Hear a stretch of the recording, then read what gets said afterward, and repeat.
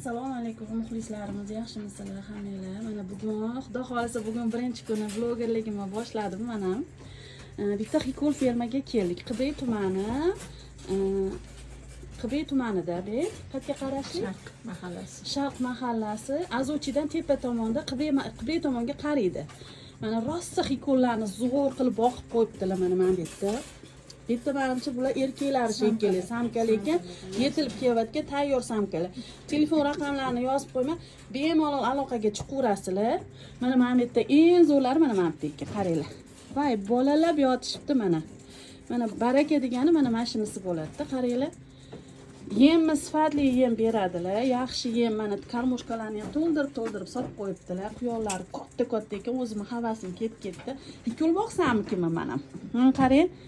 Bolalar yotishibdi-ya, karmoshka anaqalardan chiqib ketamiz deyishyapti. Mana to'la mana masjidgacha ham bolalar ekan.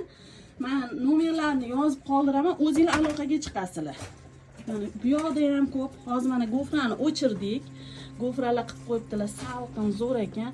Mana quyonlarni qaranglar, yiri. Mana quyon boqish. 1 yil bo'lgan ekan, natijalari zo'r. Havasim kelib ketdi. Telefon raqam qoldiraman. Bemalol o'zlariga murojaat qilasizlar raqamlariga. Xuddi o'sha raqamda Telegramingiz bormi opa? O'sha nomerda Telegramlari bor ekan, saqlanib qilib naq qilsanglar, quyon bolachalari ham sotilinar ekan. Yana qanaqalar bor sotuvda sizda? Hammasi. Ona quyoningiz ham bor, ona bola ham bor, shunaqa narxiga to'g'ri kelsa? Ko'ramiz. Narxiga to'g'ri kelsa, ona bola ham bor ekan, erkak quyon ham bor ekan, tayyorlari ham bor ekan.